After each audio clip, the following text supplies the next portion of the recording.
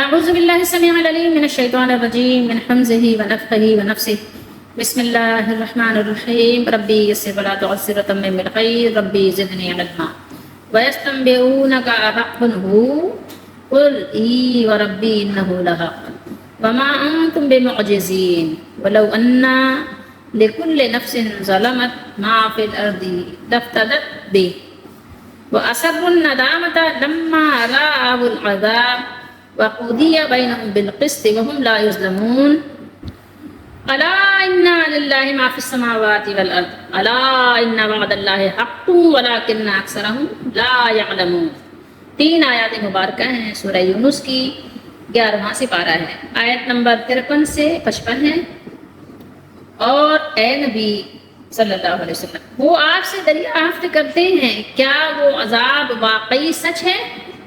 آپ کہہ دیجئے ہاں میرے رب کی قسم وہ سچ ہے اور تم عاجز نہیں کر سکتے۔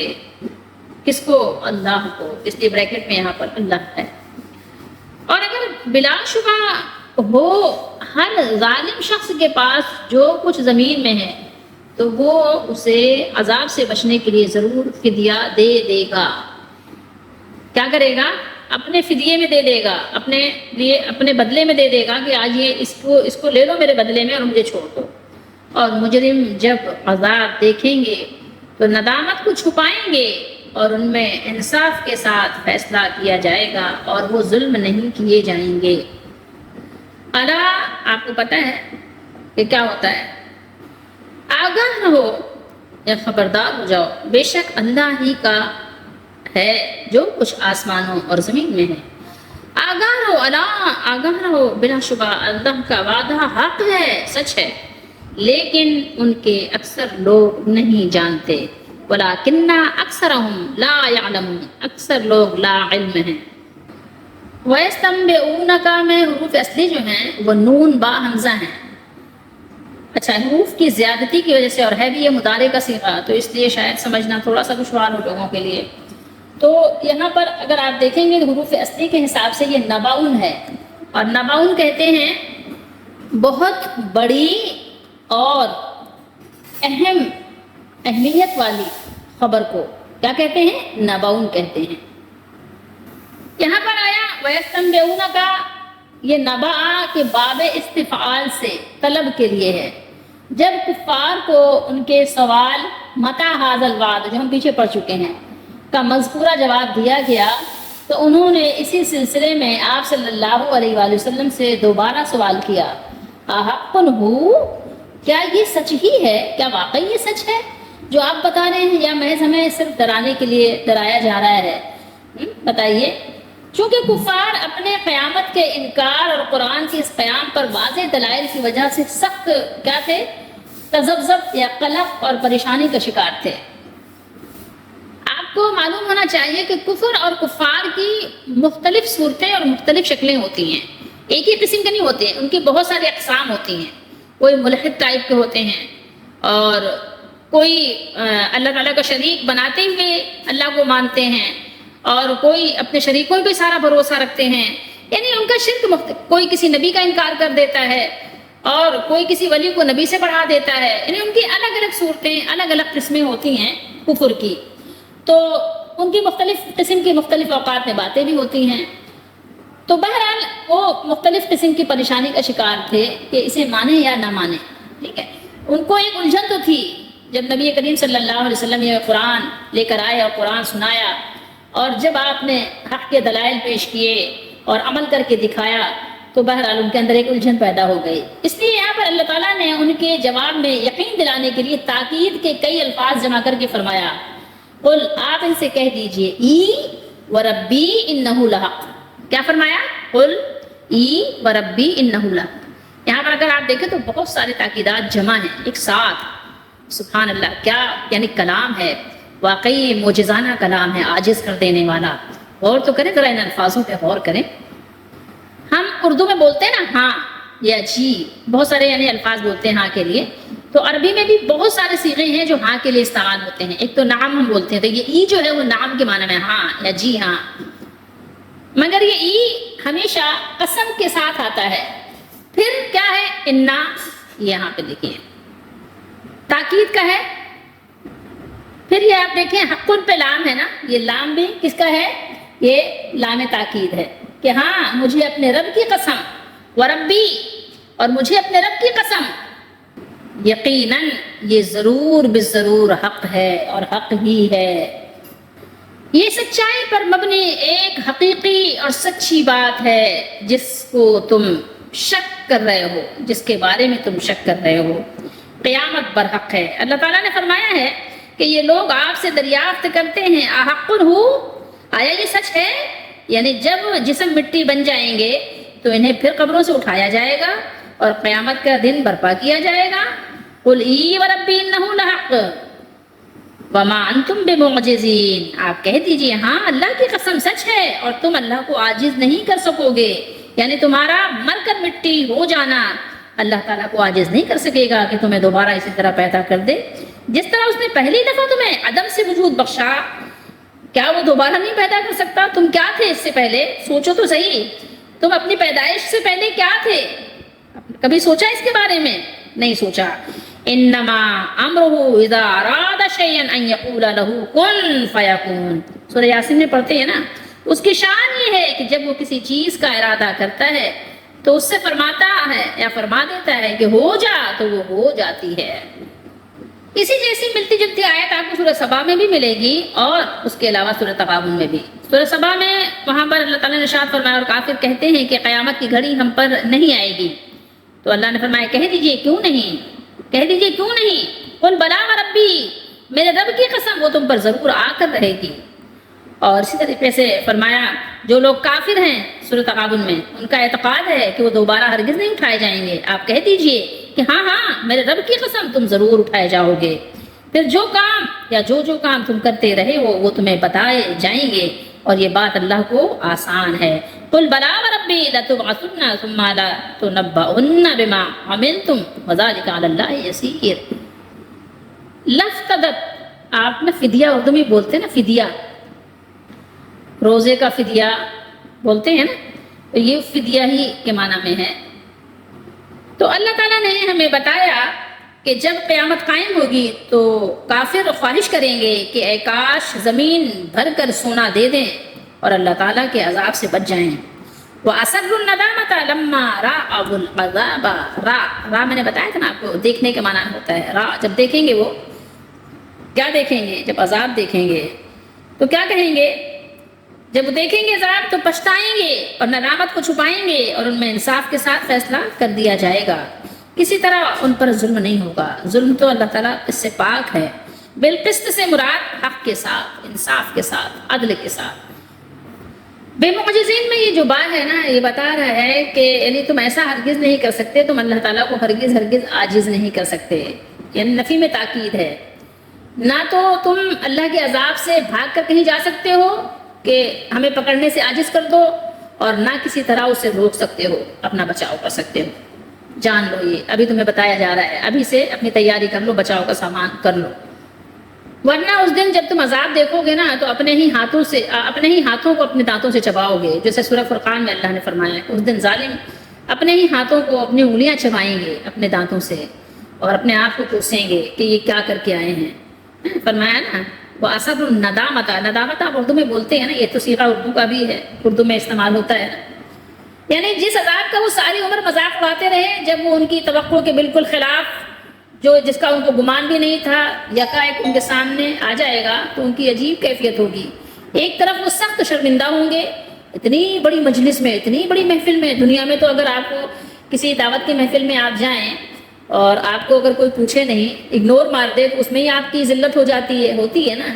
اب وہاں ذرا سوچیں آپ کہ وہاں آپ کے سامنے عذاب آپ کا استقبال کرنے کے لیے کھڑا ہوگا. عذاب, اللہ تعالیٰ ہم سب کو بچائے, دعا کریں. اور ان کے ضمیر وہاں اس وقت ان کو کوس رہے ہوں گے کہ کیا کر کے آئے ہو, یہ کیا کیا, کیا اپنی حالت بنا دی تم نے, بڑے عزت دار بنتے تھے. لیکن دوسری طرف کیا ہوگا, وہ شرمندگی کو اپنے ساتھیوں اور ماننے والوں سے چھپانا بھی چاہیں گے کہ کسی طرح سے چھپا لیں, لیکن بھلا کیسے چھپے گی وہ چیز. جب مالک کو ناراض کر دیا تو اب کہاں پناہ کی جگہ کہاں ہوگی. تو وہ چاہیں گے کہ کہیں وہ ملامت نہ کریں, ملامت سے بچ جائیں, اس لیے دل ہی دل میں شرمندہ ہوں گے اور بظاہر مطمئن بننے کی کوشش کریں گے، کوشش کرنے کی کوشش کریں گے، لیکن ناکام۔ کچھ سیدھے ایسے ہوتے ہیں نا جو یعنی دونوں معنی میں استعمال ہوتے ہیں، آپ کہہ سکتے ہیں نا، جیسے ایک ضدین ازداد وغیرہ آپ استعمال کرتے ہیں نا، تو یہ اس میں سے ہی ہے، وَأَسَرُّهُ، ٹھیک ہے، وَأَسَرُّهُ، تو اس میں اس کا معنی چھپانا بھی ہے اور ظاہر کرنا بھی ہے۔ دوسرا معنی یہ بنے گا کہ وہ عذاب دیکھیں گے تو ندامت کا اظہار کریں گے، یہ بھی اس کا معنی ہو سکتا ہے۔ بہرحال اس کا صحیح معنی تو ظاہر اللہ ہی جاننے والے ہیں، یا اللہ تعالیٰ کے رسول صلی اللہ علیہ وسلم کو جو اللہ تعالیٰ نے علم دیا آپ نے جانا اس کو۔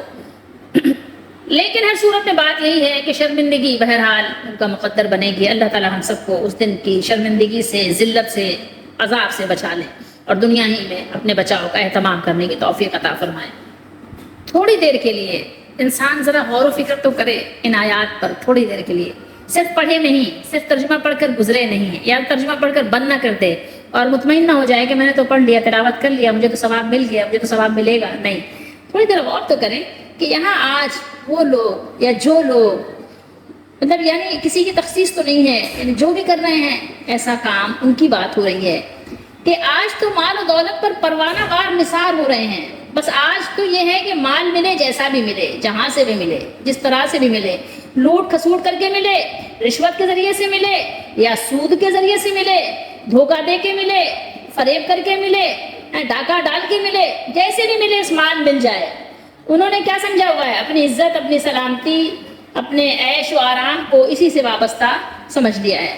وہ سمجھ رہے ہیں کہ بس اگر مال ہے تو سارا کچھ راحت کا سامان ہے، لیکن ان کو یہ نہیں پتا کہ کل جب یہ اللہ رب العزت، اللہ رب ذوالجلال کی بارگاہ میں حاضر کیے جائیں گے، اور پھر جو جو گناہ کیے ہیں، جو جرائم کیے ہیں، وہ گناہوں کے بوجھ اسی شخص کی گردن پر لادا جائے گا، جو بھی ہو، عورت ہو مرد ہو، اس سے کچھ غرض نہیں ہے۔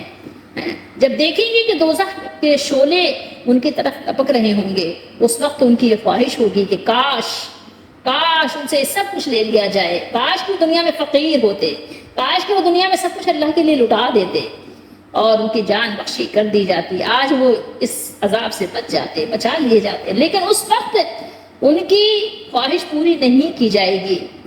سوچئے تھوڑی دیر، تو کیا یہ بہتر نہیں کہ آج جب کہ در رحمت کھلا ہوا ہے، جبکہ اللہ تعالیٰ کی رحمت آپ کی طرف متوجہ ہے اور اللہ تعالیٰ آپ کے توبہ کو پسند کرتے ہیں، تو تھوڑی سی کوشش سے اللہ تعالیٰ کو راضی کیا جا سکتا ہے، تو آج یہ کام کیوں نہیں کر لیتے ہیں؟ آج اس موقع سے فائدہ کیوں نہیں اٹھاتے؟ اس موقع کو غنیمت سمجھنا چاہیے اور اپنے رب کریم کو راضی کر لینا چاہیے۔ دنیا کی متاع قلیل کی خاطر جو ضرورت اور مشکل کے وقت کھوٹا سکہ ثابت ہوگی، آخرت ایک ہماری ضرورت کا وقت ہوگا نا، لیکن وہاں کچھ بھی اس کا عمل دخل نہیں ہوگا۔ اپنے مولا کریم کو ناراض کر لینا کھوٹے سکے کی وجہ سے آخر کہاں کی عقل مندی ہے؟ آپ خود اس کا فیصلہ کریں، خود آپ سوچیں، غور کریں، ٹھہر جائیں، یہاں پر رک جائیں اور غور و فکر کریں۔ کس کے لیے؟ اپنے لیے، اپنے بھلائی کے لیے، اپنی بہتری کے لیے۔ یہاں بھی سوچئے کہ ندامت کس چیز پہ ہوتی ہے؟ آپ کو افسردگی، شرمندگی، ندامت کس چیز پہ آپ کو ہوتی ہے؟ حسرت کس چیز پر ہوتی ہے؟ حسرت آپ سمجھ سکتے ہیں کہ کسی چیز کے وقوع پذیر ہونے یا نہ ہونے سے دل میں پیدا ہوتی ہے، حسرت ہوتی ہے نا۔ کوئی چیز آپ لینا چاہتے ہیں نہیں ملتی، اور کوئی چیز آپ چاہتے ہیں کہ نہ ہو جائے، کوئی حادثہ پیش آ جائے، کوئی نعمت آپ سے چھن جائے، اور کوئی دولت آپ کو ملنی تھی نہ ملے، تو ظاہر ہے حسرت پیدا ہوتی ہے۔ آپ کہتے ہیں کاش کہ ایسا ہو جاتا، کاش کہ ایسا ہو جاتا ہے، تو اس وقت آپ ندامت، حسرت کے آنسو بہاتے ہیں، روتے ہیں، افسردہ ہوتے ہیں، مایوس ہو جاتے ہیں۔ پھر آپ کیا کرتے ہیں؟ پھر وہ ڈپریشن کی دوائیں کھاتے ہیں، ہوتا ہے نا، ایسا بارہا ایسا ہوتا ہے۔ تو غور کیجئے مالک کا کتنا احسان ہے کہ ہمیں یہاں بتا رہے ہیں اللہ تعالیٰ کہ روز محشر جب خوفناک حقیقت پیش آئے گی، دیکھو دنیا میں تمہارے لیے ہم نے تم کو آگاہ کر دیا، اور اس حقیقت سے پردہ دنیا میں اٹھا دے رہے ہیں، وہاں تو اٹھے گا پردہ، لیکن آج ہی بتا دیا۔ اس دن دل کانپ اٹھیں گے، تو آج ہی تھوڑی دیر کے لیے کانپ جاؤ، رک جاؤ، آج ہی تھوڑی دیر کے لیے شرمندگی برداشت کر لو اللہ کے لیے۔ اگر تھوڑا سا آپ کم میں گزارا کر لو گے، تھوڑی سی شرمندگی ہوگی، لوگ ہو سکتا ہے تھوڑا سا آپ کو لعنت ملامت کریں، تو کیا فرق پڑتا ہے؟ ٹھیک ہے، تو لیکن وہاں پر جب یہ لوگوں کو معاملہ ہوگا تو وہاں دیکھیے کہ وہ دن نہ تکلف کا ہوگا نہ تصنع بناوٹ کا ہوگا، کہ آپ تکلفات سے دنیا میں کام لے لیتے ہیں نا کبھی کبھی، مطلب آپ چاہتے کچھ اور ہے لیکن آپ دکھاوے میں کچھ اور کر لیتے ہیں، لیکن وہاں کچھ نہیں چلے گا، وہاں بناوٹی کام نہیں ہوگا، وہ حقیقی دن ہوگا۔ تو وہاں پر کوشش کریں گے لوگ ابتدا میں کہ ظاہر داری سے کام لیتے ہوئے تھوڑا سا ضبط کریں گے، تحمل سے کام لیں گے، کوشش کریں گے کہ ان کا جو حزن ہے، ان کا جو ملال ہے، ان کی جو شرمندگی ہے وہ کسی کو پتہ نہ لگنے پائے۔ ہو سکتا ہے ان کی یہ کوشش ہو، لیکن جب انہیں بھڑکتے ہوئے شوروں میں پھینک دیا جائے گا تو پھر کیا کریں گے؟ پھر صبر نہیں کر پائیں گے، چیخیں گے، چلائیں گے۔ سوچئے تھوڑی دیر کے لیے، یہ جو اسرہ ہے نا، یہاں پہ تو جمع کا صیغہ ہے نا، اسرو ہے، تو یہ فرمایا ابو عبیدہ نے کہ اسرہ کا معنی اظہرا ہے، ٹھیک ہے، اور آپ کو میں نے بتایا نا ازداد سے ہے، یعنی وہ برملا اظہار ندامت کریں گے، کیونکہ قیامت کا دن آپ کو پتا ہے کہ بناوٹی دن نہیں ہوگا۔ قضیہ یعنی حساب کتاب چکتا کر دینا، چکا دینا، ٹھیک ہے۔ بالقسط، بالقسط آپ یہاں پر ترجمہ میں بھی دیکھ سکتے ہیں، انصاف کے ساتھ، ٹھیک ہے۔ قضیہ یعنی فیصلے، قضیہ کا ترجمہ ہے فیصلہ، تو یعنی بالقسط یعنی انصاف۔ کفار و فجار جو بھی اللہ کے نافرمان تھے، نہیں مانا، ٹھیک ہے، کسی یعنی طریقے سے نہیں مانا، کوئی بھی انہوں نے طریقہ صورت اختیار کی نہ ماننے کے لیے، تو وہ سب کفار و فجار میں ہی آتے ہیں۔ تو یہاں بیان کیا کہ ان کی ساری نافرمانیوں کے باوجود ان پر زیادتی نہیں کی جائے گی، بلکہ ان کے بارے میں جو فیصلہ ہوگا وہ عدل و انصاف پر مبنی ہوگا۔ اور پھر الا یہاں پر بیان کیا تنبیہ، ٹھیک ہے، آغاز کلام میں الا تنبیہ کی غرض سے ذکر کیا جاتا ہے تاکہ مخاطب کے دل و دماغ کو جھنجھوڑا جائے، تاکہ وہ پورے غور سے متکلم کی بات کو سنیں، جو اس سے کلام کر رہا ہے، جو اس سے مخاطب ہے، اس بات کو سننے کے لیے اپنے ہمتن گوش ہو جائے، اپنے کان کو کھول لے۔ اس لیے الا پہلے ہی بتا دیا، دل کی گہرائیوں سے سننے کے لیے اور دل کو اثر پذیر بنانے کے لیے آپ ذرا متوجہ ہوں اور سنیں اس بات کو، یعنی جو بات آپ سے بتائی جا رہی ہے وہ آپ کے ہی لیے بتائی جا رہی ہے، کسی اور سے خطاب نہیں ہے۔ کلاس میں آپ ہیں تو آپ سے ہی آپ کا جو یعنی ٹیچر ہے وہ مخاطب ہے، مطلب میں ایک مثال دے رہی ہوں دنیوی لحاظ سے، ٹھیک ہے۔ اللہ تعالیٰ تو ظاہر ہے اس طرح کے یعنی مثالوں سے پاک ہے، اللہ تعالیٰ کے لیے اس طرح کی مثالیں نہیں بتانی چاہیے، لیکن بتانا میرا مقصد یہ ہے کہ کلام یہ آپ سے ہو رہا ہے تو اللہ تعالیٰ آپ کا مالک آپ سے مخاطب ہے، تو آپ اس کلام کو بہت ہی توجہ سے سنیے۔ بتانا یہ ہے کہ جب زمین و آسمان کی ہر چیز اس کی ہے، ان للہ ما فی السماوات والارض، جو کچھ زمین میں ہے، جو کچھ آسمانوں میں ہے، جب سب اسی کا ہے، تم کو آگاہ کیا جا رہا ہے۔ جب ہر چیز اس کی ہے تو اس نے جو انعامات و احسانات کیے ہیں، اور جو انعامات و احسانات کے جو وعدے اپنے نیک اور فرمانبردار بندوں سے کیے ہیں، وہ ان کو پورا بھی کرے گا، ٹھیک ہے۔ یہ یاد رکھنے کی چیز ہے، اس کا وعدہ بدلتا نہیں ہے، اس کا وعدہ پورا ہوگا، اللہ تعالیٰ پورا کریں گے، اور وہ ان کو بھی پورا کرے گا جو بدکاروں اور نابکاروں کو عذاب کی وعید دی ہے، وہ ضرور ہو کر رہے گی۔ کوئی ایسا وعدہ نہیں جس کا پورا کرنا اللہ کے بس میں نہ ہو، سب کچھ اللہ کے اختیار میں ہے، اور کوئی ایسی طاقت نہیں جو اسے عذاب دینے سے روک سکے۔ یاد رکھیے گا، یہ بات بیان ہو گئی، الا ان وعد اللہ حق۔ نہیں، یہاں بھی آپ ہوش و ہوش سے سننے کی کوشش کریں، اللہ کا وعدہ سچا ہے، حق ہے اس کا وعدہ بدلنے والا نہیں ہے، کوئی طاقت نہیں جو اللہ کے عذاب کو روک سکے۔ وَلَٰكِنَّ أَكْثَرَهُمْ لَا يَعْلَمُونَ، بڑی حسرت کی بات ہے نا کہ اکثر لوگ جانتے ہی نہیں ہیں۔ اب ظاہر ہے جانتے ہی نہیں ہیں تو پھر اب ان کو کیسے ان کو بتایا جائے؟ جاننا ہم نہیں چاہتے، اکثر تو جاننا بھی نہیں چاہتے، بتایا جائے تو کہتے ہیں ہاں رہنے تو ہمیں معلوم ہے، سب پتہ ہے ہمیں، لیکن ہمیں تیاری کرنی چاہیے۔ ہمارے لیے سبق اس میں یہ وسارعوا الی مغفرۃ من ربکم وجنۃ، لوگوں دوڑو اللہ کی طرف، اس کی مغفرت اور جنت کی طرف۔ اللہ تعالیٰ نے اس جنت میں تمہارے لیے نعمتیں رکھی ہیں، اور اس نعمت کا حصول اسی صورت میں ہو سکتا ہے کہ جب اس میں داخلہ مل جائے۔ یہاں ایک سوال ہے، کیا ہے کہ وہاں پر اللہ تعالیٰ کے دربار میں جب اللہ کے حضور میں لوگ حاضر ہوں گے تو وہاں پر یہ تمنا کریں گے، یہ خواہش کریں گے کہ زمین بھر بھی اگر کسی کے پاس مال ہو، زمین بھر سونا ہو، پوری زمین، آپ زمین جانتے ہیں کہ زمین سے آسمان بھر جائے، پوری زمین جتنی بڑی زمین ہے، آج آپ اس کو اندازہ بھی نہیں لگا سکتے کہ زمین کتنی بڑی ہے۔ آپ ذرا تصور میں تو لائیں کہ زمین کتنی بڑی ہے، زمین، پوری زمین یعنی ہیرے جواہرات سے، مال و دولت سے، سونے چاندی سے بھری ہوئی ہو، اور کوئی شخص اس کا مالک ہو، تو قیامت کے دن اس کی خواہش ہوگی کہ یہ سب کچھ آج فدیے میں دے دے اور اس کی جان بچ جائے۔ تو سوال یہ ہے کہ قیامت کے دن تو کسی کے پاس یہ مال و دولت ہوگا ہی نہیں تو وہ دے گا کیسے؟ اب سوچیں تھوڑی دیر کے لیے.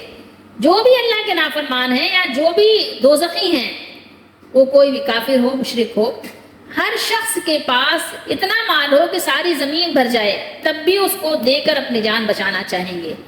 لیکن یاد رکھیے یہ تو ایک مثال ہے، وہاں پر نہ کسی کے پاس خزانہ ہوگا اور نہ ہی اس سے لیا جائے گا. اگر اللہ تعالیٰ وہاں خزانہ کسی کو دے بھی دے تو وہ خزانہ سب کچھ دے کر اپنا بچاؤ کرنا چاہے گا. لیکن اللہ تعالیٰ یہ ایک مثال دے کے سمجھا رہے ہیں کہ دنیا میں تو تمہارے اوپر بڑا ہلکا سا بوجھ رکھا گیا ہے. یہ کیوں ہوگا ایسا؟ وہ شدت اس درجے کی ہوگی، تکلیف کی شدت، عذاب کی شدت اتنا شدید ہوگی، اتنی شدید درجے کی ہوگی کہ انسان اپنے پاس کچھ رکھنے سے بہتر سمجھے گا کہ بھائی خالی ہاتھ رہے، فقیر رہے، لیکن دوزخ سے، اللہ کے عذاب سے بچ جائے. یہ بات ہو رہی ہے. تکلیف کے وقت میں اگر آپ کے پاس بہت سارا مال ہو اور اس پر آپ کو قدرت بھی ہو تو آپ سب دینے پر اس وقت راضی ہو جائیں گے، ٹھیک ہے. لیکن یہ ہے کہ نہ وہاں آپ کے پاس مال ہوگا، نہ دینے کی قدرت اور طاقت ہوگی. یہ تو ایک آپ کو سمجھایا گیا ہے کہ دنیا میں تو آپ کو تھوڑا سا اللہ کی راہ میں نہیں دیا جاتا، دنیا میں تو آپ تھوڑی سی شرمندگی سے اپنے آپ کو بچاتے ہیں، دنیا میں تو آپ چاہتے ہیں کہ آپ کے ساتھ عدل و انصاف ہو، آپ کے ساتھ ظلم نہ ہو. تو یہ ساری چیزیں اپلائی کریں آج ہی. کس کے لیے؟ قیامت کے دن کے بچاؤ کے لیے. یہ ہے ہمارا سبق. اس میں اللہ تعالیٰ ہم سب کو اپنا بچاؤ کرنے کی توفیق دے اور اللہ تعالیٰ ہم سب کو قرآن مجید کی باتوں پر یقین اور ایمان رکھنے کی توفیق دے.